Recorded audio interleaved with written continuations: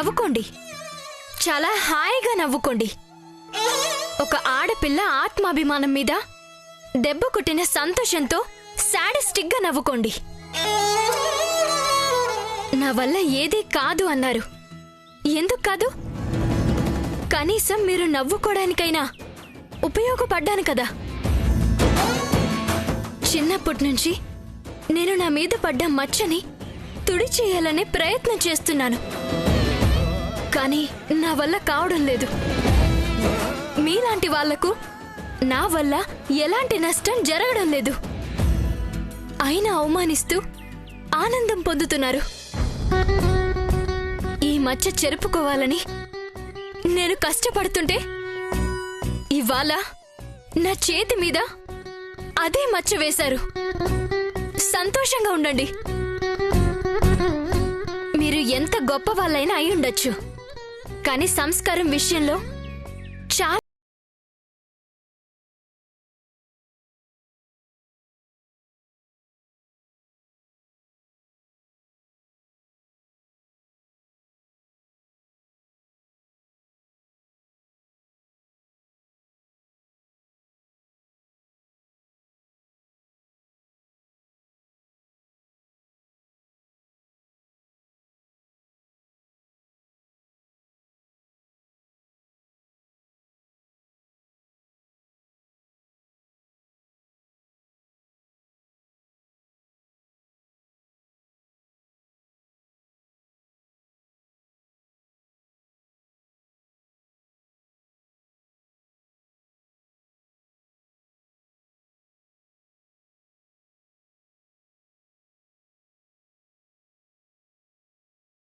మన వల్లే అవుతుంది.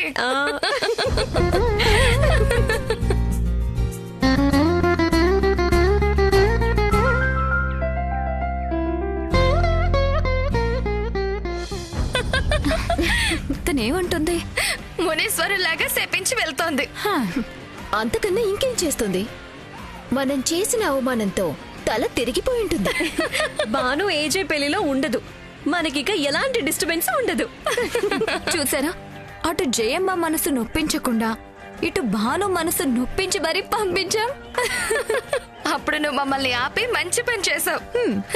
ఇప్పుడు మీరా మంచి సలహా ఇచ్చి భానుని తరిమి కొట్టేలా చేసింది.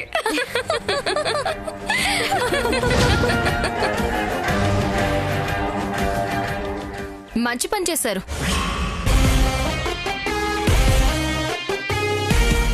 ఇంటికొచ్చిన అతిథిని చాలా గౌరవంగా గెంటేశారు. మీ ఇంట్లో ఇలాంటి మర్యాదలుంటాయని మొదటిసారి చూస్తున్నాను. మీకు తోడు ఈ మీరా కూడా తోడైంది. అగ్నిలో ఆజ్యం పోయడానికి, అతిథిని అవమానించి పంపడానికి బాగానే సాయం చేసింది. అక్కడ అను దగ్గర ఏ ప్లాన్ వర్కౌట్ కాలేదని ఇక్కడ ఈ బాను దగ్గర ఆ కసి చూపించింది. What do you mean? I mean what I said. ఉన్నదే మాట్లాడుతున్నాను. నాకు తెలిసిందే అంటున్నాను, కానీ మీకు తెలియని విషయం ఒకటి ఉంది. ఏది ఆమె వల్ల కాదని మీరంతా కలిసి బాను చేతి మీద రాశారు. నిజమే, ఆమె వల్ల కాదు. ఆ చేతి మీద రాతను అలాగే తీసుకెళ్లి ఏజేకి చూపించి ఇది మీ ముగ్గురు కోడళ్లు చేసిన పనని చెప్పడం పాపం. బాను వల్ల కాదు. ఇంటికి పెళ్లికి పిలిచి ఇంటి కోడళ్లంతా కలిసి ఇంత దారుణంగా అవమానించారని జయమ్మకు ఫిర్యాదు చేయడం పాపం. బాను వల్ల కాదు.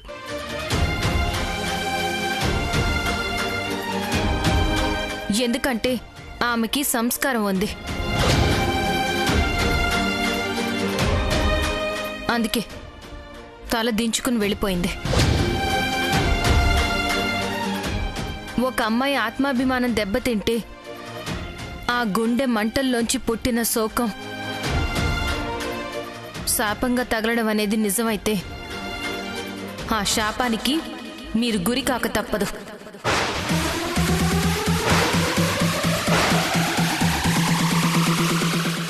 ఇప్పుడు ఆ పరిస్థితిని ఎదుర్కోవడం మాత్రం మీ వల్ల కాదు. మీలో ఎవరి వల్ల కాదు.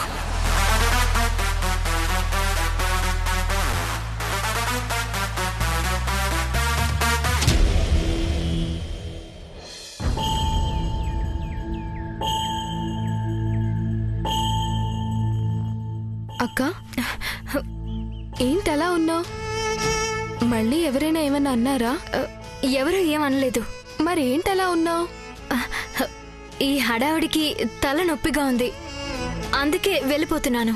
అదేంటి, పెళ్లి చూడవా? ఇక్కడ జరిగేదేది చూసే ఓపిక నాకు లేదు. నాకు ఇంట్రెస్ట్ లేదు. నీలాగే నేను అమ్మ బలవంతం మీద వచ్చాను. పద, నేను వస్తాను. ఆహా, నువ్వెక్కడికి? ఇక్కడ బోర్ కొడుతుందక్క. ఆ పెద్దావిడ తప్ప పట్టించుకునే వాళ్లే లేరు. ఆ ముగ్గురు కోడళ్ళు మనం ఎందుకొచ్చావా అన్నట్టు చూస్తున్నారు. అందుకే నేను ఉండను. వద్దు, ఇద్దరం లేకపోతే అమ్మకు కోపం వస్తుంది. నేనే నిన్ను ఉండనీయకుండా తీసుకెళ్లాను అంటుంది. ఇంకో మాట పడేంత శక్తి నాలో లేదు. వద్దంజలి, ఇక్కడే ఉండు. సరే అక్క.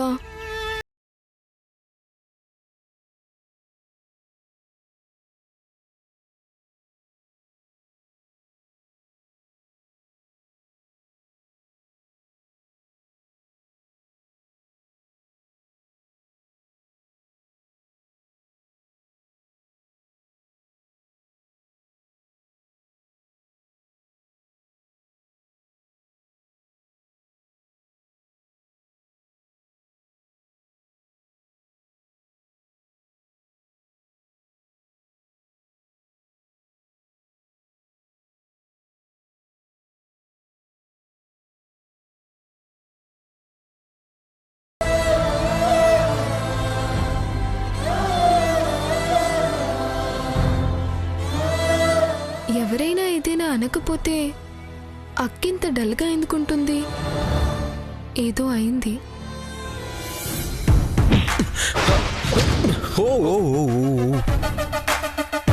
ఏంటి, నువ్వు ఇక్కడ వెయిటర్వా? ఎలా కనిపిస్తున్నాను మీకు? ఎప్పుడు చూసినా స్వీట్ బౌల్ పట్టుకుని తిరుగుతుంటే డౌట్ వచ్చింది. ఎవరికిది? నాకే. ఆహా, మరి తిను.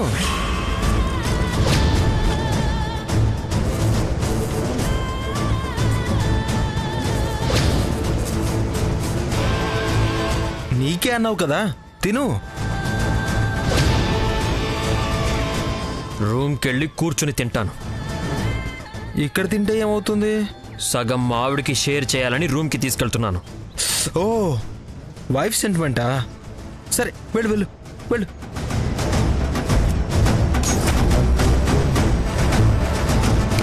హలో, అటెక్కడికి? అది పెళ్లి కూతురు ఉండే రూమ్ కదా.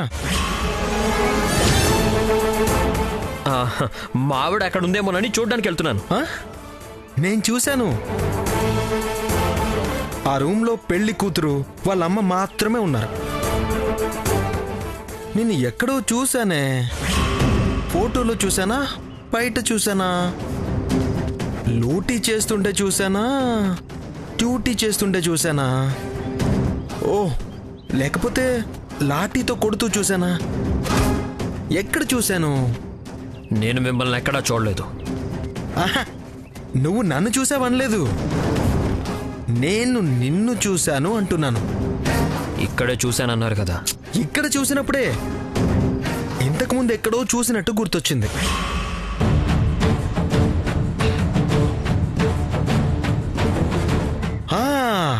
గుర్తొచ్చింది. నువ్వా?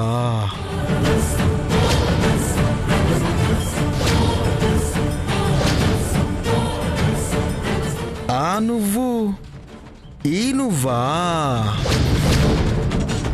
మీరు ఎవరిని చూసి ఎవరు అనుకుంటున్నారో? నిన్ను చూసి నువ్వే అనుకుంటున్నాను మిస్టర్. బద్రీనాథ్.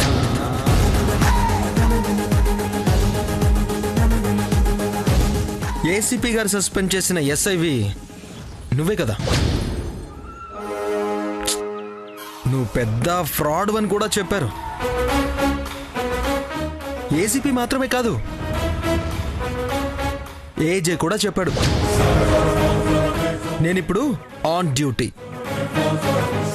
కొంచెం జాగ్రత్తగా ఉండే. ఇక్కడ ఏదైనా నీ క్రిమినల్ బ్రెయిన్ ఉపయోగించావో మీడియా ముందు ముసుగేయకుండా నిలబెట్టి మరీ నీ భాగవతం మొత్తం బయట పెట్టేస్తా. Be careful.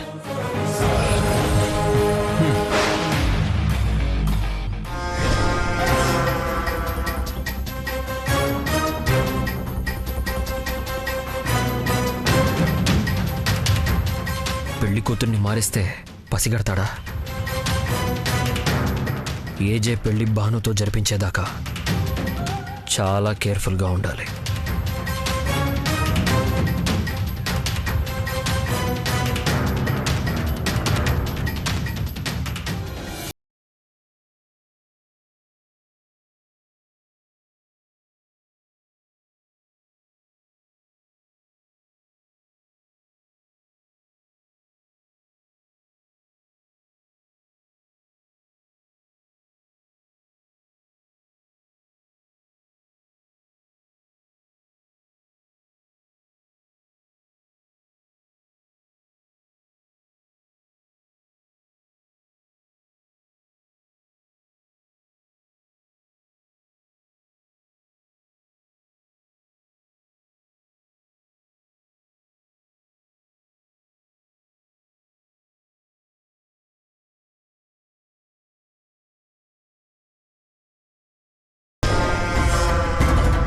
హాయ్.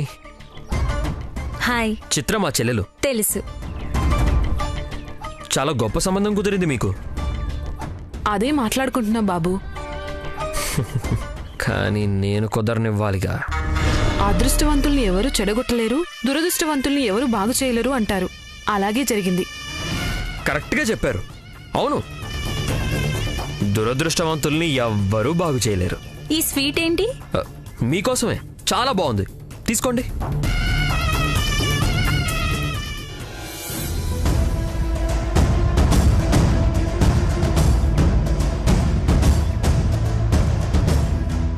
ఎక్కడికమ్మా?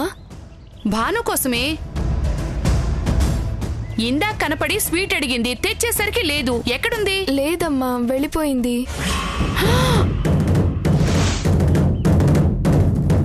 వెళ్ళిపోయిందా?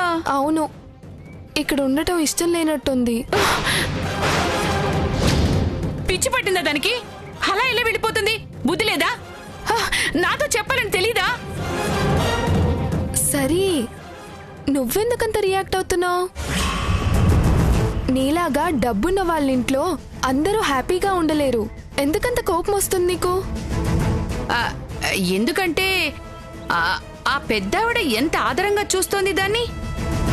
మంచి మర్యాద లేకుండా చెప్ప పెట్టకుండా వెళ్ళిపోతే కోపం రాదా? సర్లే, నువ్వైనా ఉన్నావు. వెళ్ళి డ్రెస్ మార్చుకుని రెడీ అయ్యిరా. ఇప్పుడు ఇది నా బొంద మీద వేసి కొట్టుకోవాలా?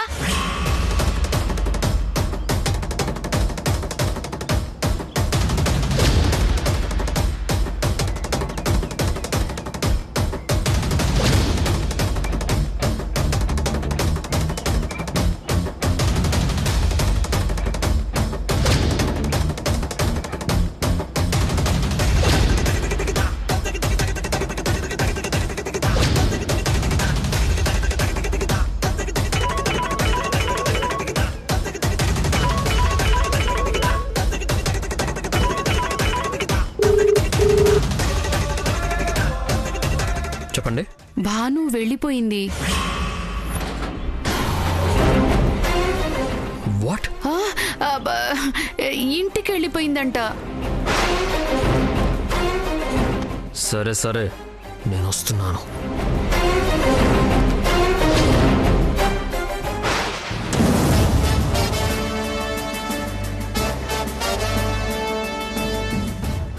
సారీ. గౌరీ పూజ అయ్యేదాకా పెళ్లి కూతురు ఉపవాసం ఉండాలంట కదా, నాకు తెలియక తీసుకొచ్చాను.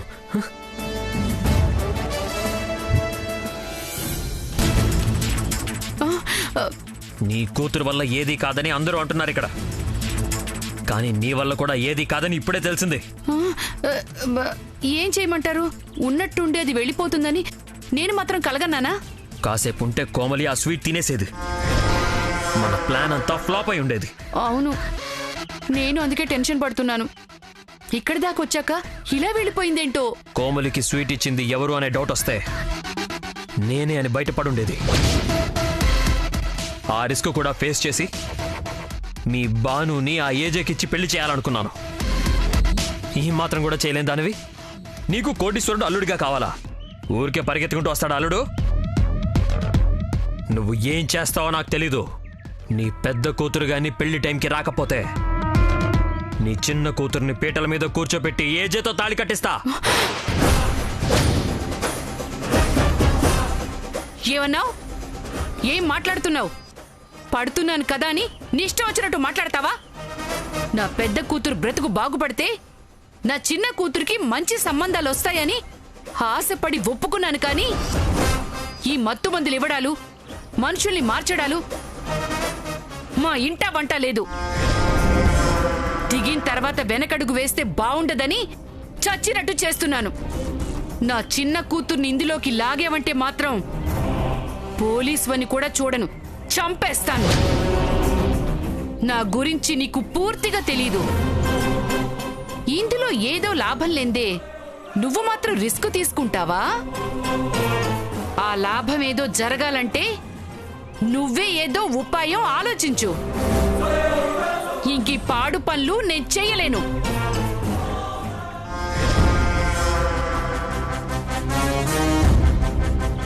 ఎంత కూల్గా తప్పించుకున్నావు. నీ చిన్న కూతురునంటే నీకెంత మండుతుందా? నాకే వార్నింగ్ ఇస్తావా? పైగా చేతులెత్తేస్తావా? చెప్తా.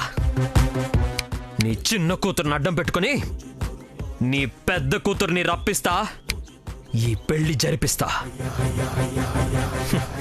ఏదో లాభం అన్నావే, ఆ జంటకి జరిగే నష్టమే నా లాభం. శోధించేది శోధించాలి, ఏదైనా కానీ మోసమైన మోసేయాలి, ఎంతదైనా కానీ అన్ని వస్తే తీసేయాలి ఎవరైనా కానీ.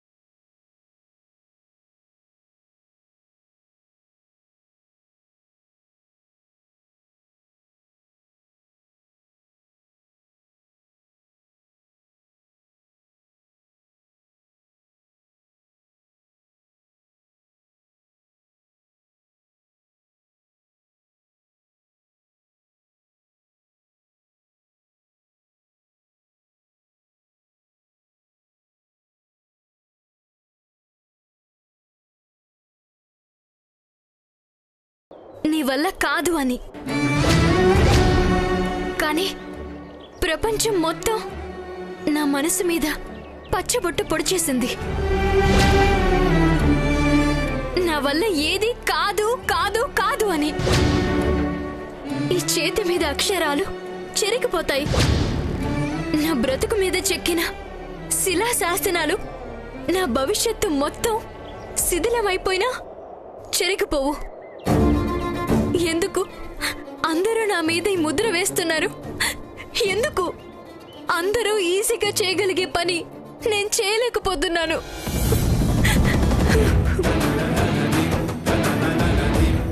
ఎన్ని అవమానాలు ఎదుర్కోవాలి? నాతో నేను ఉండాలనుకున్నాను. నన్నెందుకు అవమానాల వైపే తోసేస్తున్నావు? ఎవరు దీనికి జవాబు చెప్పాలి? నువ్వే కదా. అందుకే నిన్నే నిలదీయాలని వచ్చాను. చెప్పు, ఎందుకు నాకు ఈ జన్మనిచ్చావు? ఎప్పటిదాకా నాకు ఈ తల రాతే రాసావు? ఇంకా ఎన్నాళ్ళు నేను ఈ అవమానాలు భరిస్తూనే ఉండాలి?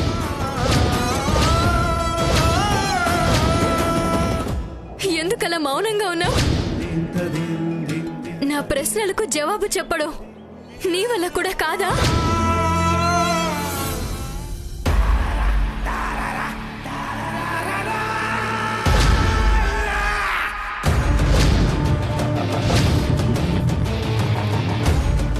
బాను ఏజేల పెళ్లి ఒక్క జ్యూస్ వల్ల అవుతుంది. ఇదే ఇప్పుడు వాళ్ళ కథని మలుపు తిప్పబోతోంది.